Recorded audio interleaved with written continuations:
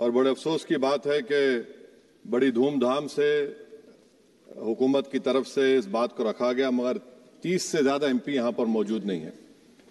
Madam, پہلے تو میں وزیر اعظم کی اس بات کی مذمت کرتا ہوں اور ان کو بتانا چاہوں گا کہ جناح کے بارے میں انہوں نے جو کہا تھا، ہم تو جناح کے سخت مخالف ہیں، اس لیے بھارت کو اپنا وطن مانے، مگر 42 میں آپ کے پیارے ویر اور جناح کی پارٹی نے نارتھ ویسٹ فرنٹیئر، سندھ اور بنگال میں مل کر حکومت چلائی، اور اس حکومت نے 1.5 لاکھ ہندو اور مسلمانوں کو انگریزوں کی فوج میں شامل کرایا تاکہ وہ لڑیں۔ تو کسی شاعر نے اچھا کہا تھا وزیر اعظم کے بارے میں کہ فریب دے کر زمانے کو پارسا نہ بنیے، انہیں کہو کہ وہ بندہ بنے خدا نہ بنے، امیر شہر یہی چاہتا یا حضرت کہ ہماری چیخ گلے میں رہے صدا نہ بنے۔ دوسری بات میڈم، ہمارے وزیر دفاع جناب راجناتھ سنگھ صاحب نے بڑا ہی عجیب و غریب اور تکلیف دہ بات کہی ام المومنین کے بارے میں اور ام الکتاب کے بارے میں۔ ام المومنین ان کو کہتے ہیں جو ہمارے پروفٹ محمد صلی اللہ علیہ وسلم کی وائف ہیں، وہ ہم تمام مسلمانوں کی ماں، ہم ان کو تصور کرتے ہیں، مگر ہم ان کی عبادت نہیں کرتے، ہم اپنی ماں کی عبادت نہیں کرتے۔ ام الکتاب قرآن ہے، ہم قرآن کی عبادت نہیں کرتے، قرآن اللہ کا بھیجا ہوا کلام ہے۔ تو اس کے بارے میں شاعر نے اچھا کہا کہ خبر نہیں جنہیں اپنے دین و مذہب کی، ہمیں وہ دین کا مطلب سکھانے نکلے ہیں۔ اہم بات یہ ہے کہ میڈم، ہمارے ملک کا آئین کا اس لفظ سے آغاز ہوتا ہے وی دا پیپل، اس کا آغاز بھارت ماتا کے نام سے نہیں ہوتا ہے۔ ہمارے سمویدھان کا جو پریامبل ہے وہ کیا کہتا ہے؟ Liberty of thought, expression, belief, faith and worship. اگر دستور کا یہ پہلا صفحہ یہ بات کرتا ہے تو پھر کیسے کسی شہری کو کسی خدا، دیوی، دیوتا کی عبادت کرنے پر یا سجدہ کرنے پر مجبور کیا جا سکتا ہے؟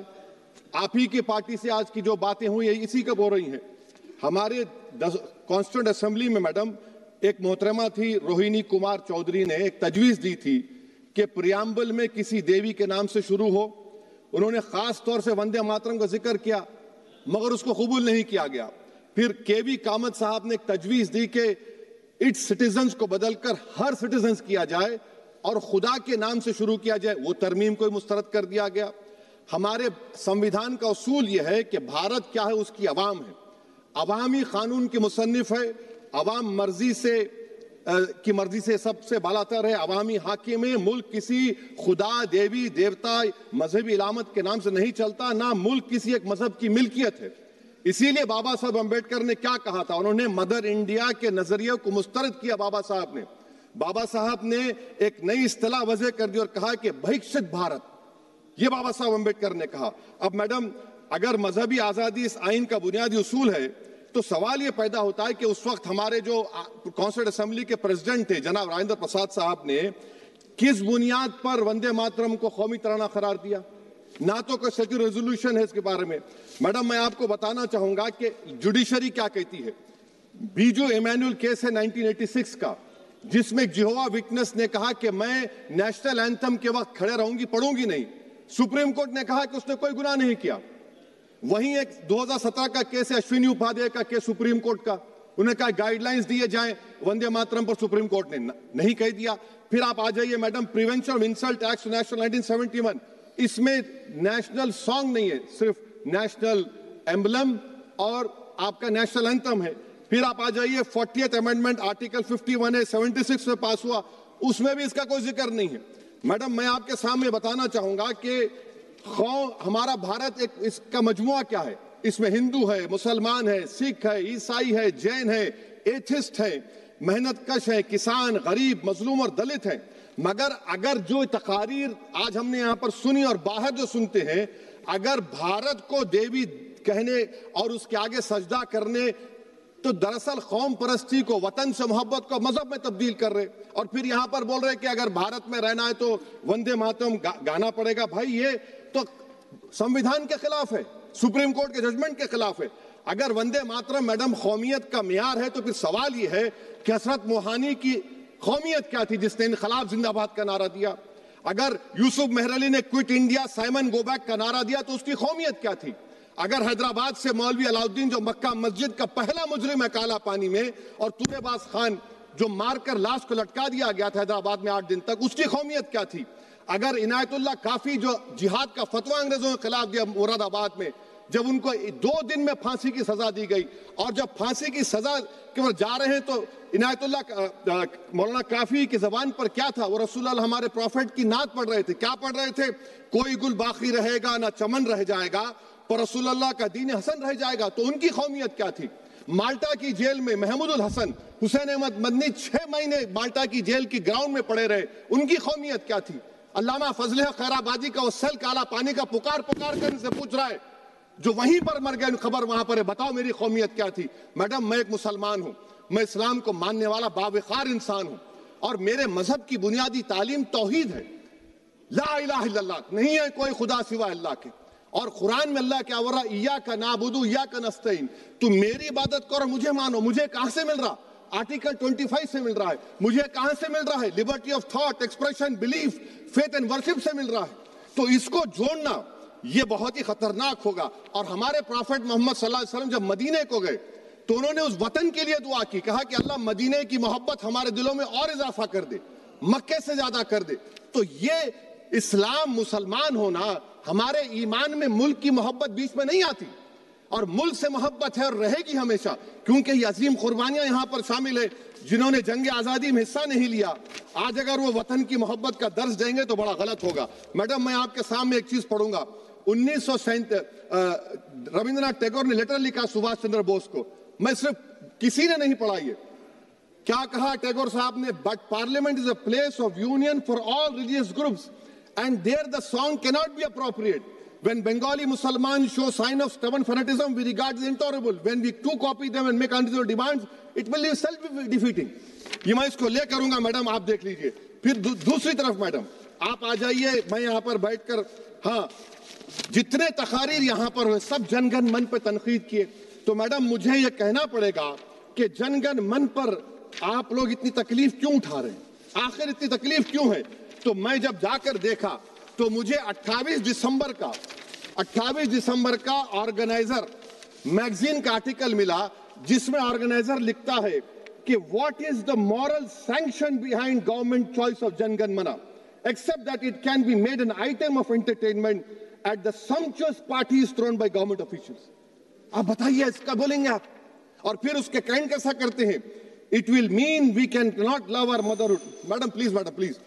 It will mean that Vande Mataram is buried alive with the word Jan Gan Mana on the tombstone. For the tomb will also be of Jan Gan Mana of the will of the people. اس پر آپ کیا بولیں گے؟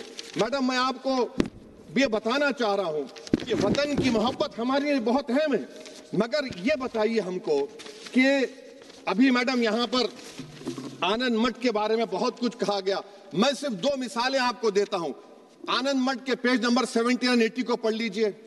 اس کے بعد سناتن جہاں مسلمانوں کے گھر پاتے تھے انہیں آگ لگا دیتے تھے.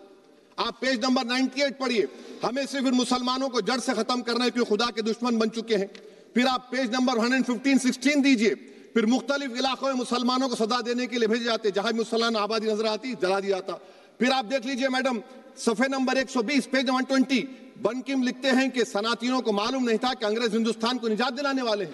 یہ آپ کیوں کر رہے ہیں؟ اب آپ میڈم میں آپ کو پیپرز دے کر دوں گا. میڈم بھارت میں ہماری آزادی اس لیے آئی اور برقرار رہی کہ ہم نے ملک اور مذہب کو ایک چیز نہیں بنایا. ہم نے اعلان کیا کہ ہماری ملک مختلف طبقات مذاہب پر مشتمل ہے. ہمارے مشترکہ تقدیر ہماری قومیت کا سرچشمہ ہے. یہ خاص زبان، ثقافت، مذہب نہیں ہے. اگر وندے ماترم کا متن قوم اور مذہب کو ایک بنا دیتا ہے، اگر ہم اسے ٹیسٹ بناتے ہیں وفاداری کا، تو پھر مان لیجئے کہ یہ گاندھی، امبیڈکر، ٹیگور، بوس اور لاکھوں آزادی کے سپاہیوں کی سوچ کو چھوڑ کر گوڈسے کی سوچ کی ہندو قومی پرستانہ، میں ختم کر رہا ہوں، ہندو قوم پرستانہ کو اختیار کریں گے. مجھے وطن سے بے انتہا محبت ہے میڈم، اور انشاءاللہ ہمیشہ رہے گی. مگر باوجود اس کے کہ میری مسجد، میری عبادت گاہ، میرے کپڑے، میرے کاروبار پر حملے ہوتے، مگر میں پھر بھی کہتا ہوں کہ وطن میرا، ہر وطن کو ہم چھوڑ کر نہیں جائیں گے. مگر حب الوطنی کا کیا مطالبہ ہے؟ حب الوطنی یہ کہتا ہے کہ وطن سے محبت ہے تو ظلم کو ختم کرو، غریبی کو ختم کرو، بے روزگاری کو ختم کرو، جبر کا خاتمہ کرو، امن کا گہوارہ بناؤ، پاکستان کی دہشت گردی کو ختم کرو، ایکسپلائٹیشن کو روکو، شرارت کو روکو، ملک کے خلاف کی جانے والی سازش ختم کرو. میڈم بھارت ایک چمن ہے جہاں پر ہر پھول کو کھلنا چاہیے، اور اگر کوئی اس پھول کا اگر پورے پھول کھلیں گے تو اس کی خوشبو سے یہ وطن معطر ہوگا، مگر اگر اس چمن کا مالی یہ کہے گا کہ ایک ہی پھول کھلے گا تو میں ذمہ داری کے ساتھ کہہ رہا ہوں اگر ایک ہی پھول کھلے گا تو وہ صحرا بن جائے گا اور مالی نہیں رہے گا، وہ جلات کہلائے گا۔ تو اسی لیے میڈم ہم امید کرتے ہیں کہ حکومت اس پر زور جبر نہ کرے۔ میرا رائٹ ہے، یقیناً میں جانتا ہوں کہ آزادی کے لڑائی میں وندے ماترم کا نعرہ تھا، مگر اگر آپ اس کو جبر کریں گے تو یہ سمویدھان کے خلاف ہے۔ وفاداری کا سرٹیفکیٹ ہم سے مت لیجئے، میڈم ختم کر رہا ہوں، وفاداری کا سرٹیفکیٹ ہم سے مت لیجئے۔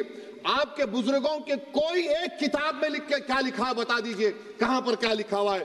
تو میڈم میں اس شعر پر اپنی بات کو ختم کر رہا ہوں میڈم، میں اس شعر پر اپنی بات کو ختم کر رہا ہوں میڈم، میں اپنی بات کو ختم کر دیتا ہوں میڈم، کیونکہ آپ بہت جلدی میں ہیں کہ بھارت زندہ باد، ہندو مسلمان زندہ باد، دلت زندہ باد، عیسائی زندہ باد، آدیواسی زندہ باد، جو کسی خدا کو نہیں مانتے وہ بھی زندہ باد، اور میڈم سب پچھڑا سب آ گیا اس میں۔ تو ہم امید کرتے کہ اس روح کو آپ سمجھیں گے اگر آپ صرف اپنی آئیڈیالوجی کو لے کے چلیں گے۔ اور آخر میں میڈم جناب بنکم چندرا صاحب کے بارے میں آپ کے سامنے ڈاکیومنٹ لے کر رہا ہوں کہ انہوں نے بی اے کا ایگزام پاس نہیں کیا تھا، 7 مارکس سے فیل ہو گئے تھے، یہ بھی رکھ رہا ہوں۔ تو آپ جس کو لٹریری جائنٹ بتا رہے یہ نہیں ہے۔ بہت بہت شکریہ۔